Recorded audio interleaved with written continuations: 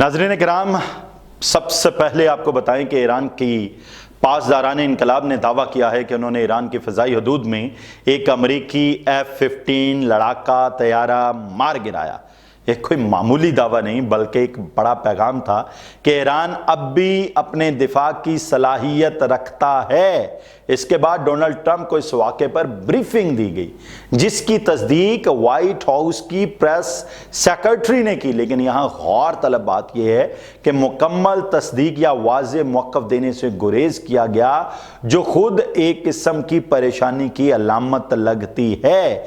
ایرانی میڈیا کے مطابق پائلٹ نے آبنائے ہرمز کے قریب ایجیکٹ کیا اور ایران نے اسے پکڑنے میں مدد دینے والے کے لیے انعام کا اعلان بھی کر دیا۔ یعنی ایران نہ صرف فوجی بلکہ نفسیاتی محاذ پر بھی سرگرم ہے۔ دوسری طرف رپورٹس کے مطابق امریکی بلیک ہاک ہیلی کاپٹر اور ریسکیو طیارے ایرانی فضاؤں میں داخل ہوئے، جو خود اس بات کا ثبوت ہے کہ امریکہ کو اپنے پائلٹ کی تلاش میں فوری کارروائی کرنی پڑی، اور ایرانی لوگوں نے اس کی ویڈیوز بنا بنا کے سوشل میڈیا پہ سرکولیٹ کر دیں کہ یہ دیکھیں امریکہ اور ٹرمپ بولے ہوئے پڑے ہیں، یہ دیکھیں ان کے ہیلی کاپٹرز نچلی سطح پہ پرواز کر کے اپنے پائلٹ ڈھونڈنے کی کوشش کر رہے ہیں۔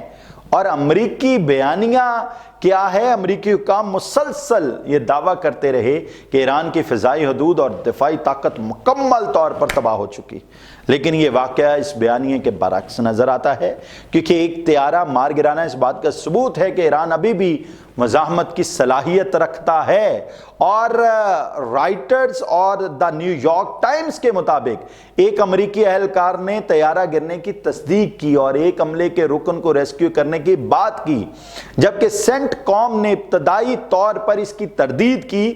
تو سوال یہ ہے کہ اصل حقیقت کیا ہے؟ کون سچ بول رہا ہے؟ ایران نے کہا یہ طیارہ ایک جدید دفاعی نظام کے ذریعے گرایا گیا، جو واضح اشارہ ہے کہ ایران اپنی دفاعی ٹیکنالوجی کو بہتر بنا چکا ہے، چاہے محدود ہی کیوں نہ ہو، لیکن وہ مکمل طور پر بے بس نہیں، جیسا کہ امریکی بیانیہ پیش کر رہا ہے۔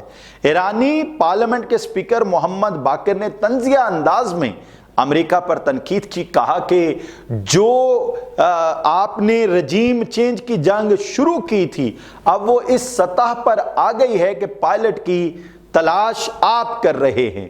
یہ صرف ایک بیان نہیں بلکہ امریکہ کی حکمت عملی پر ایک بڑا سوالیہ نشان ہے۔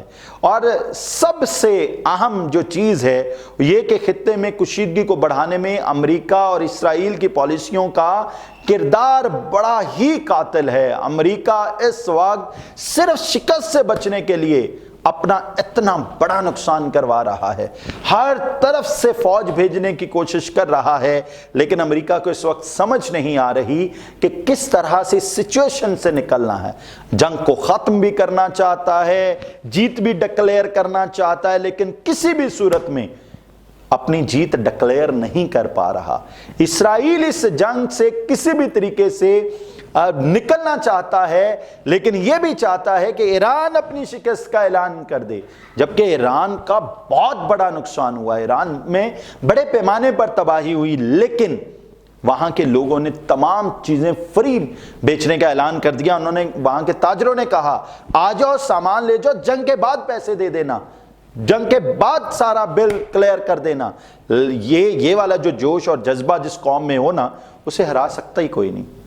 میری دعا ہے امریکہ کے بہت سارے طیارے گریں، اسرائیل تباہ و برباد ہو، اور امت مسلمہ کو یہ سوچ آئے کہ اگر ہم آج نہ نکلے تو ہمیں ہمیشہ کے لیے مٹا دیا جائے گا۔ آج وقت ہے مسلم اتحاد کا، مسلم دفاعی اگریمنٹ کا۔ آج اگر آپ لوگوں نے کر لیا تو آپ آگے نکل جاؤ گے، اگر آج نہیں کیا تو بہت پیچھے رہ جاؤ گے۔ خدا تعالیٰ دنیا میں بسنے والے مسلمانوں کی خیر کرے۔ اجازت دیجیے، اللہ حافظ۔